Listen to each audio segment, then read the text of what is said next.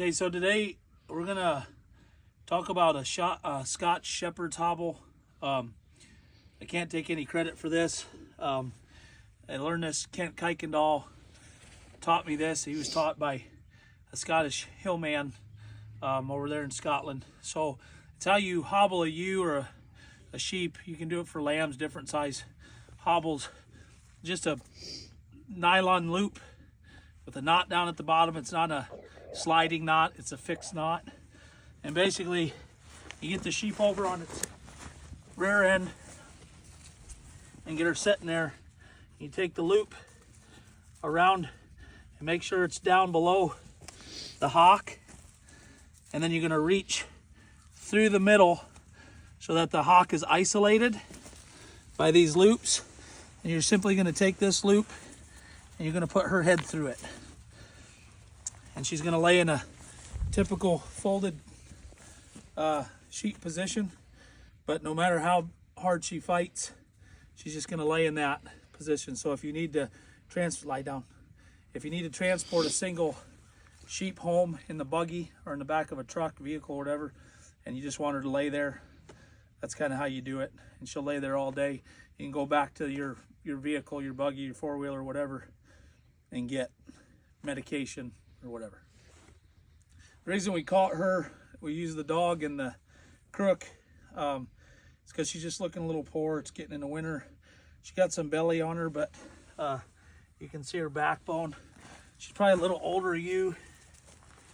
As you can see by her mouth, she's pretty long in the tooth. That's the expression, long in the tooth.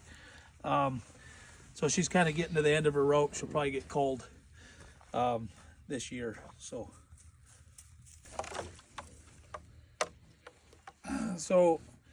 this is the same ewe. We have a Scotch Hobble on.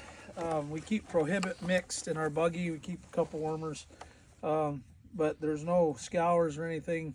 And the backbone being what it is, and she's probably got pale eyelids. The easiest way to check the eyelids for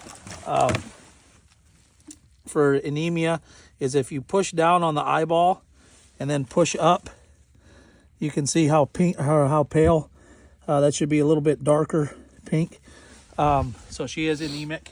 So we're thinking barber pole, which we treat with Prohibit.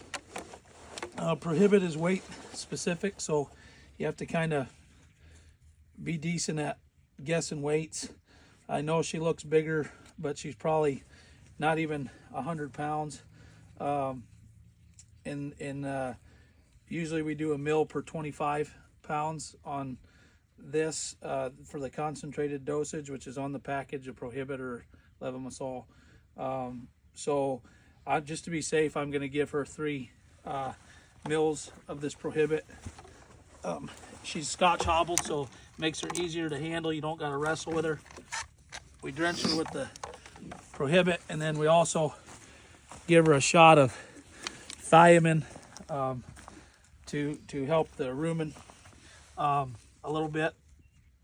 And then when you release the Scotch Hobble, it's simple. Just reverse, tuck her head down, and she'll just kind of walk right out of it. Lie down.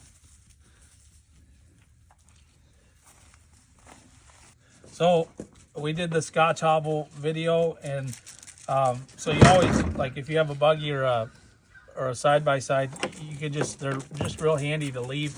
So all I do with our Scotch Hobble is put it around the frame, and it just sits there. So it's there when you need it.